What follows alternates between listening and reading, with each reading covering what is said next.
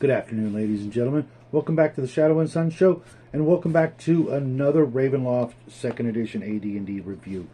Today I am reviewing the first of the Van Richten's guides that I own.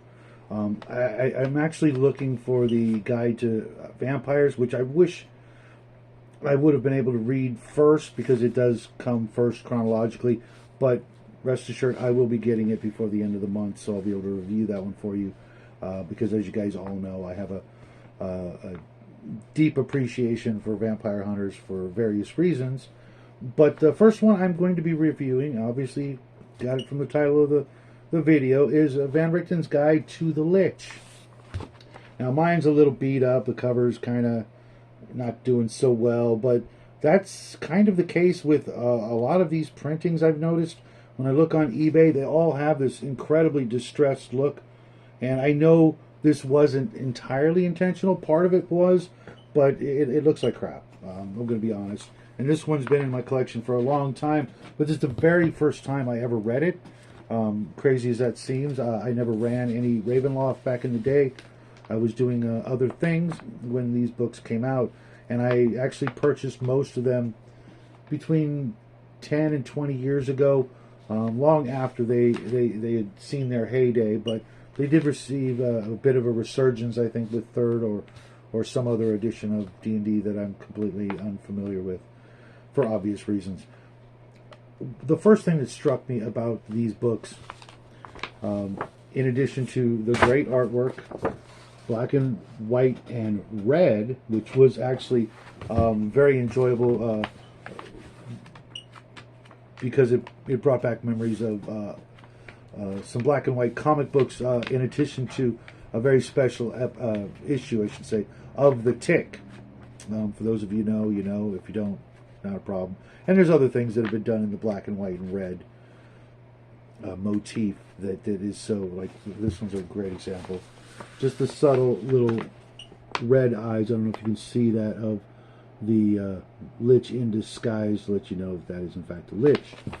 The second thing that struck me about this book was the style that it was written, from the first-person perspective of Van Rìchten, which allows the entire book to read like it was torn right from his private journal, helping you along the way. It does have Dungeon Master notes that are set aside in an easy to discern, style, so that you can tell this is right from Van Rìchten, and a few other folks that are also, their notes are also tossed in here, and then it has the DM's little hints, and a lot of text in red writing. I don't know if you can see that, which are usually from somebody else's work that he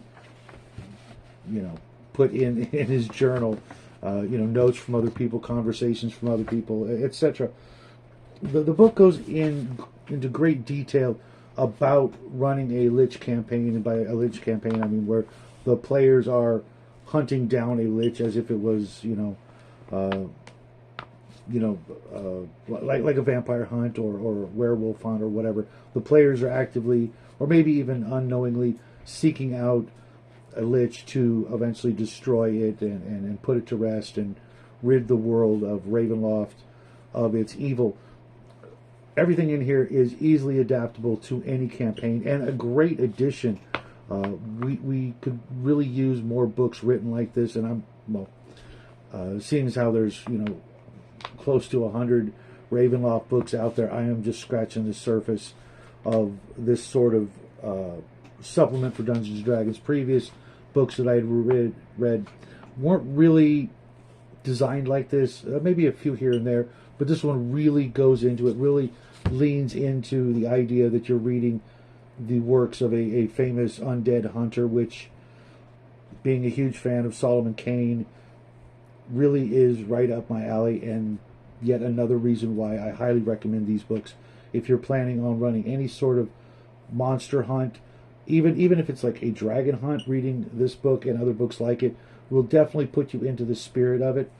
Another great thing about this book is that it goes into ways to make it more terrifying, to bring that horror aspect, even without the horror and fear checks that Ravenloft implements, which Dungeons & Dragons doesn't normally have. games like Call of Cthulhu and Chill obviously had, to try to get the players to get more into that feeling of this is a horror game, which, seeing as how it's October, it's the perfect time to run something like that, and it's only, the 5th of October.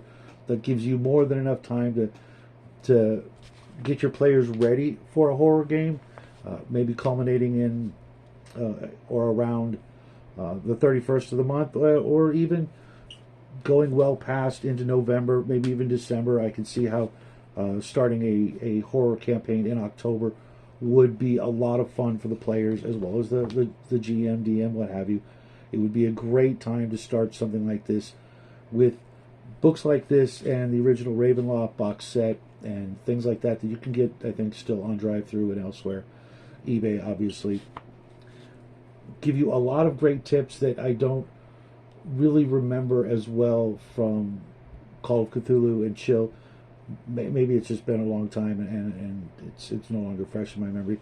But there were a lot of helpful tips on getting the players into the mood and to role play the fear. When it happens, most players I know are loath to play the shivering coward that they would turn into when hit with a fear or terror or horror type effect. Trust me, sure, it might get you a couple of cheap laughs, but in reality, it should be more about playing out how the character would really feel and react. If you're going to go into a horror campaign, you really need to embrace the fact that you and your character should be scared, at the very least, very, very concerned for the safety of said character. This book and others are going to help out a lot to that end. Now, when it comes to the actual Lich, I've never read a more lengthy and more helpful book on running the Lich. All of the powers and new spells and items are great, but the thought process behind what it must be like to be an undead of this caliber are absolutely top-notch. It was Eric W. Haddock. I've never heard of him prior to reading this book.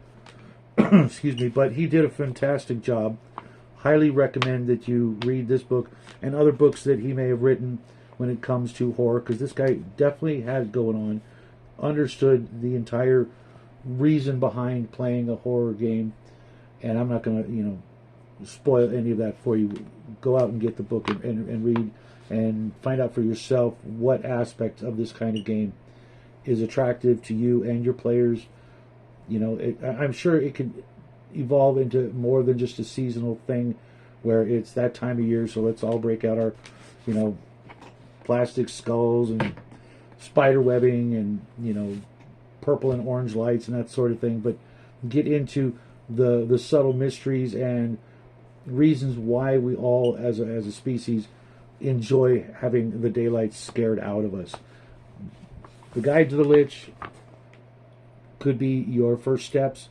Maybe you already have it. Maybe you've gone through Ravenloft or other horror games. Well, there's no time like the present to get another one started.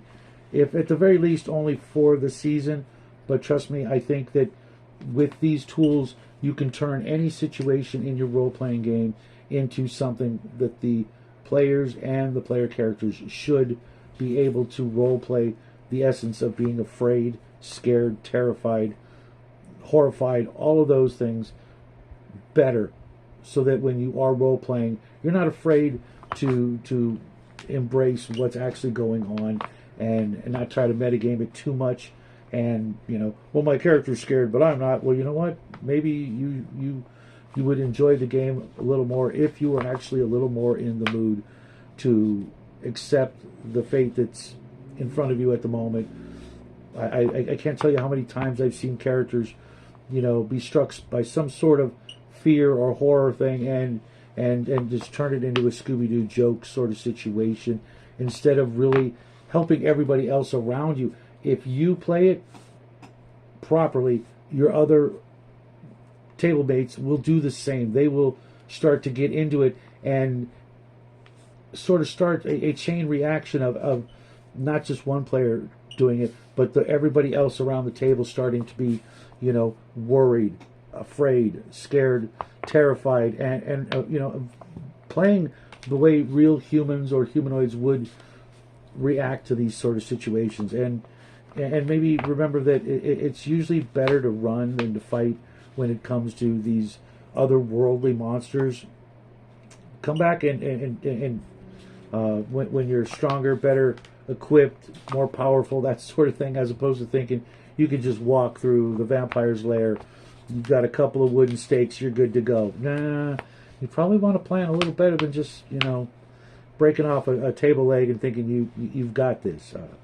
These monsters, vampires, liches especially, are beyond the normal experience of gamers. It shouldn't be a regular thing where you're taking out vampires left and right.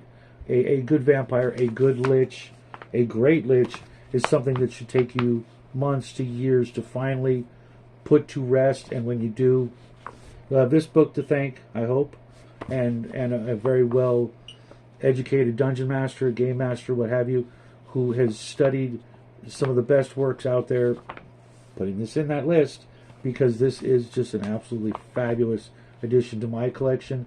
And I'm really glad I decided to pull these Ravenloft books off the shelf instead of just letting them get dustier and dustier and more or less enjoyed for the first time.